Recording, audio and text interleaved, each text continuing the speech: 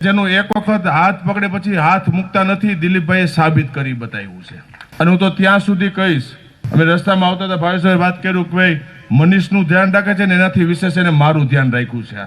અને કાલે મેં એક પ્રશ્નના જવાબમાં પણ કીધું હતું, કાલે મેં જવાબ આપ્યો હતો ભારતીય જનતા પાર્ટીના કમળના સિમ્બોલ ઉપર ચૂંટાઈને એક પ્રતિનિધિત્વ કર્યું છે, એવું પણ મેં કાલે જવાબ આપ્યો હતો।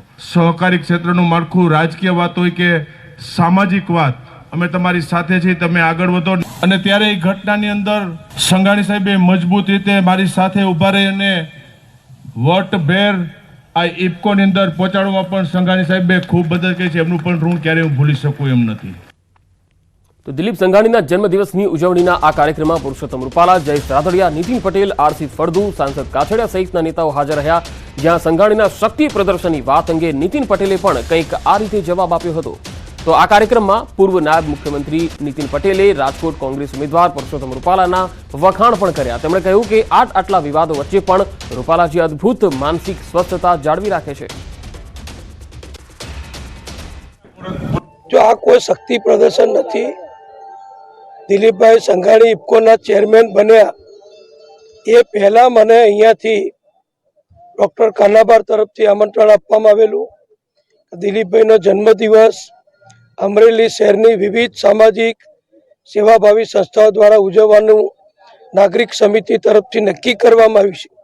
એટલે ઘણા લાંબા સમય પહેલા મને આમંત્રણ આપ્યું હતું અને મેં અહીંયા આવવાની સંમતિ પણ આપી હતી। મોટા મોટા યોગી, મોટા મોટા સાધક એમનું તપ કરતા હોય, સાધના કરતા હોય અને એમાં જો કોઈ સહેજ મિસ્ટેક થાય ને તો બધાનો યોગ્ય છૂટી જાય અને તપે છૂટી જાય। પણ રૂપાલાજીએ રાજકોટમાં ઉમેદવાર તરીકે એમણે જે સહનશીલતા રાખી, જે મન ઉપર કાબુ રાખ્યો, આ બધા મોટા મોટા બાબાઓ આપણને એમ કહે છે કે મન ઉપર કાબુ રાખો, મન કંટ્રોલમાં રાખો, વિચારો કાબુમાં રાખો, પણ સમય આવ્યા પણ કહી શકતા। પણ રૂપાલાજી નથી સાધુ, નથી રૂપાલાજી યોગી, પણ રૂપાલાજીએ એક યોગીને અને સાધકને પણ શીખવાડે એવી શાંતિથી આ ચૂંટણી દરમિયાન જે એમના ઉપર આરોપ થયા, જે આંદોલન થયા, જે રેલીઓ નીકળી, બધું થયું, આખી દુનિયાએ જોયું, પણ રૂપાલાજી અમરેલીના પાણીને મારે અભિનંદન આપવા છે। હું માનું તમે બધા એવા શાંત મગજના ચોક્કસ હશો, તમે શાંત જ છો બધા। અમારા બાજુના કઈ હોત તો કદાચ પૂરું હોત, અમે આટલું મનને કંટ્રોલ કરી શકીએ, પણ રૂપાલાજીએ જે કંટ્રોલ કર્યો એ કંટ્રોલ તો હું એમ કહું કે એક રાજકારણીને પણ એક યોગી કરતા ઉપર જાય એ કક્ષાનું એમણે જે મન ઉપર કાબુ રાખ્યો છે એ બધા એમને અભિનંદન આપું છું। અમે બધા હોશિયાર છો, પહેલા લડાઈ થતી હતી ને રજવાડાઓની તો પોતાના મેદાનમાં કોઈ નતું કરતું, બીજાના મેદાનમાં જે લડાઈ કરતા હતા। આજે અમરેલી એવું કર્યું, તમે રાજકોટનું ક્ષેત્ર પસંદ કર્યું, રૂપાલા સાહેબ તો જાય, કારણ કે ત્યાં આગળ એમને રાજ્યસભામાંથી મોદી સાહેબે નિર્ણય કર્યો કે તમારે ચૂંટણી લડી બધાની વચ્ચે જય વિજય સિદ્ધ કરીને ફરીથી દિલ્હી આવવાનું છે અને એમને આદેશનું પાલન કર્યું। પણ બીજા જે લોકો સામના કરી શકે અમરેલીના વિકાસને, અમરેલીના એક વ્યક્તિ જે મોટો થાય તો એને આપણે મોટો કરવો જોઈએ, એને મદદ કરવી જોઈએ, એના બદલે તમારી પાછળ હું આવું તને જ કરવું નહીં એ કહેવા વાળા અહીં કઈ લેવા દેવા નથી।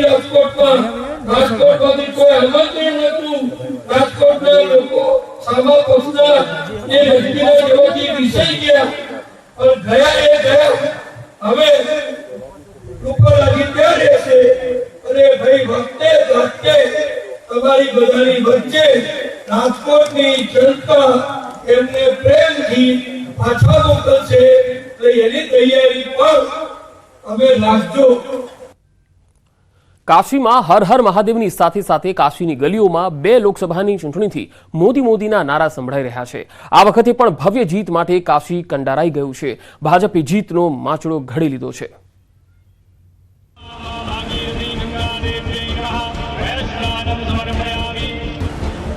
એકવાર ફરીથી વારાણસીના રણમાં પીએમ મોદી.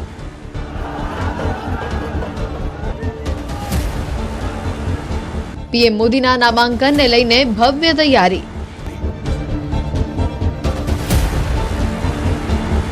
કાશીમાં હેટ્રિક મારવાની પ્રચંડ તૈયારી.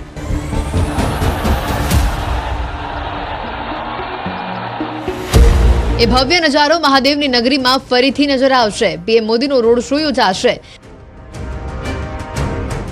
રસ્તાની બંને તરફ મોદીના નારાથી ગુંજશે મહાદેવની નગરી. મંગળવારે એવો જ નજારો કાશીમાં જોવા મળશે. જ્યારે પીએમ મોદી નામાંકન પહેલા તેમના સંસદીય ક્ષેત્ર વારાણસીમાં રોડ શો કરશે. પીએમ મોદીના રોડ શોમાં બનારસી અંદાજ જોવા મળશે. ભવ્ય ભારતની ઝલક જોવા મળશે. એટલે કે દર વખતની જેમ કાશીમાં પીએમ મોદીના નામાંકનને લઈને જોરદાર તૈયારીઓ કરાઈ રહી છે. હવે એક નજર કરીએ પીએમ મોદી નામાંકન પહેલા શું કરશે તેના પર. નામાંકન પહેલા પીએમ મોદીનો કાર્યક્રમ. સાંજે 5 વાગે રોડ શો. 14 મે 2024. 10:15 કાલ ભૈરવ મંદિરમાં પૂજા. 10:45 એનડીએ નેતાઓ સાથે બેઠક. 11:40 નામાંકન. 12:15 પાર્ટીના નેતાઓ સાથે બેઠક. આ વર્ષે પણ વારાણસીમાં ભવ્ય જીતની તૈયારીઓ કરાઈ રહી છે. પહેલી 2 ચૂંટણીના આધારે કહી શકાય છે કે પીએમ મોદીને ટક્કર આપવા વાળું કોઈ નથી. પીએમ મોદી જ્યારે વારાણસીથી ચૂંટણી લડ્યા છે ત્યારે ભવ્ય જીત મેળવી છે.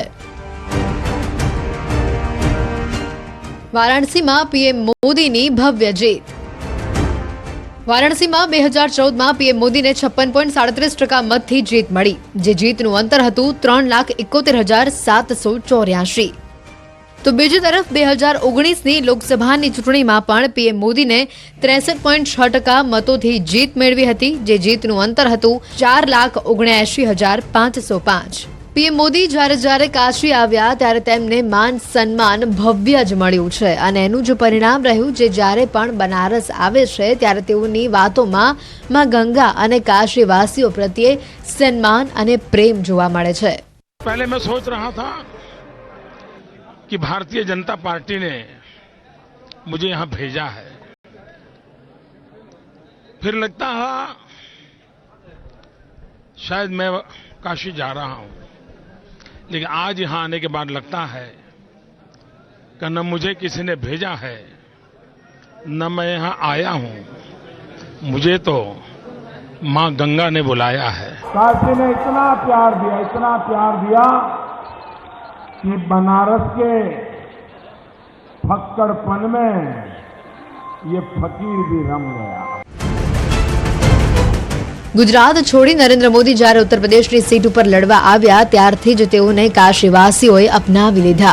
વારાણસીમાં પ્રથમ વખત પીએમ મોદી સામે મુકાબલો કરવા આમ આદમી પાર્ટી તરફથી કેજરીવાલે ચૂંટણી લડી હતી અને તેઓને હાર મળી હતી.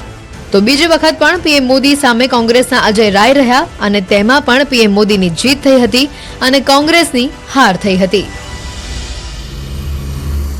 ત્યારે હાલ તો પીએમ મોદીના નામાંકનને લઈને ભવ્ય તૈયારીઓ થઈ ગઈ છે અને આ વખતે પણ ભાજપ અને સમર્થકો ભવ્ય જીતની આશા રાખી રહ્યા છે.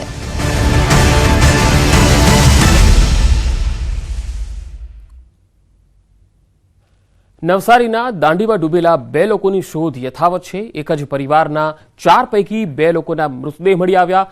યુવરાજ અને તેની માતા સુશીલાનો મૃતદેહ ફાર્મ હાઉસ તેમજ આશ્રમની પાછળના કિનારેથી મળ્યા. ગઈકાલે દરિયામાં 6 લોકો ડૂબ્યા હતા. 3 પરિવારના 6 લોકો દરિયામાં ડૂબતા શોધખોળ હાથ ધરાઈ, જેમાં પોલીસની મદદથી 2 લોકોને બચાવી લેવાયા છે. જ્યારે વહેલી સવારે 2 લોકોના મૃતદેહ મળી આવ્યા છે, જ્યારે 2 લોકોની શોધખોળ હજુ પણ ચાલી રહી છે.